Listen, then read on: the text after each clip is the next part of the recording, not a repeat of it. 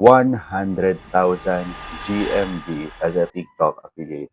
100,000, napakalaki kung bibilangin mo as a GMV. Yes, pangarap ko rin to dati and napakaswerte nyo dahil isasabihin ko sa inyo ngayon kung paano mo to makukuha nang wala ng trial and error. Kasi sasabihin ko kung ano yung mga pinagdaanan ko para na makuha mo na agad kung ano yung momentum, kung paano mo makuha agad-agad yung 100K nang walang kahirap-hirap agad-agad. Please watch this video until sa dulo dahil may sasabihin akong secret para na pumaldo ka in this TikTok journey. Number one is I posted consistently. Marahil marami nang nagsasabi sa inyo pero my version of consistency is be consistent kung ano yung kaya mong quality ng video na maibibigay within that day. So there are times na 10 videos yung iba, pero sa akin, personally, I post 3 videos a day kasi yun yung kaya ng mga editing, time of edits natin at yun yung na-prove ko na intervals ng mga videos na talagang may traction doon sa TikTok account ko.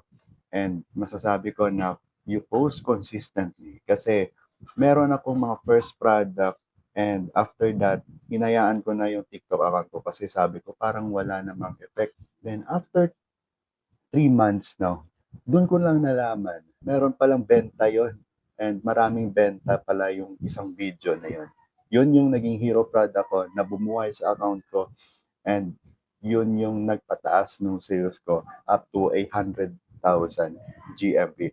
Kaya nasasabi ko na kailangan you'll be consistent kasi dapat kung pumasok ka, sundan mo agad ng videos araw-araw para na wala kang pagsisisihan kagaya ko na sana pinost ko agad ng maramihan kahit na wala pa akong sales nun para at the end of the day kung ano yung tinanim mo, i-harvest mo rin.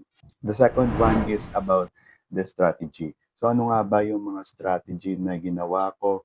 Well, for me, nakuha ko lang yung mga strategy na yun as time goes by, no?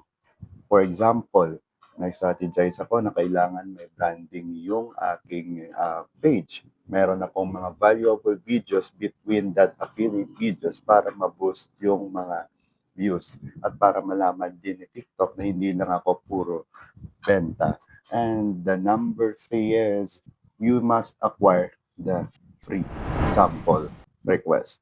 So nagsisimula pa lang ako, hindi ko alam na pwede pa lang mag-acquire ng free sample based doon sa mga collab invitation.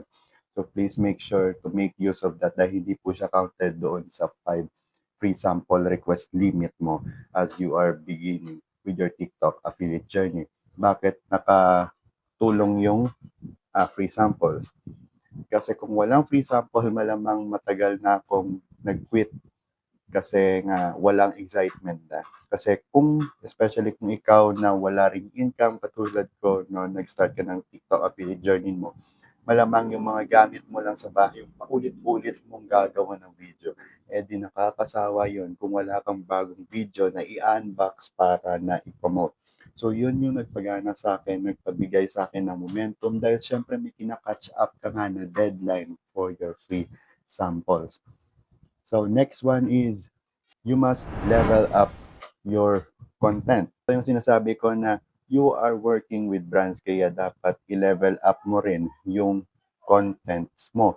Hindi lang basta-basta na upload ka lang ng upload. Kailangan meron kang malaman na mga learnings and i-apply mo yun para sa huli. Kagaya ko na nag-look back na, no-throwback na ng mga dati kong videos, mapasasabi kang yak or ew.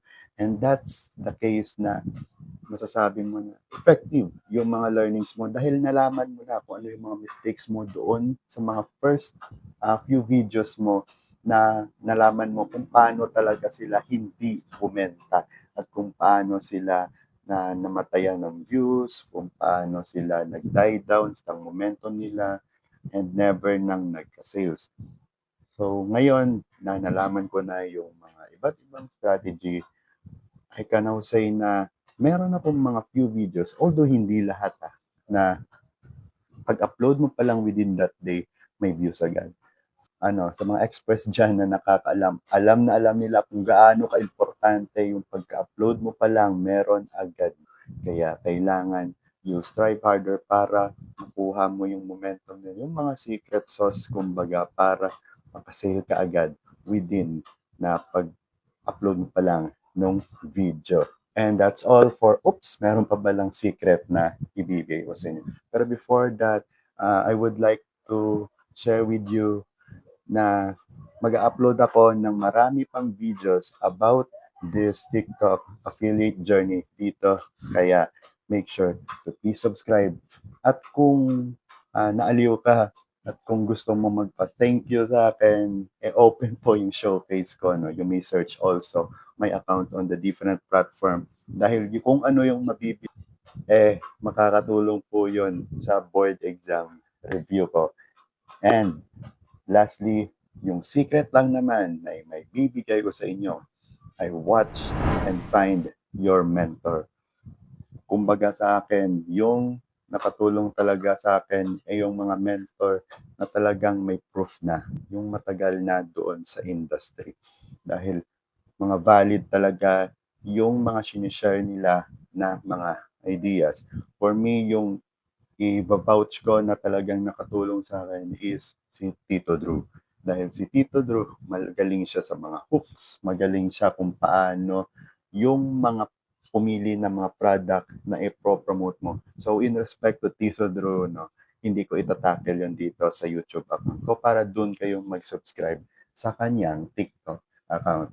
So I would like to thank personally Tito Drew kung nanonood ka man. Malaking tulong po maka-earn man ako kahit papano, kahit nagsisimulan pa lang dito sa TikTok career.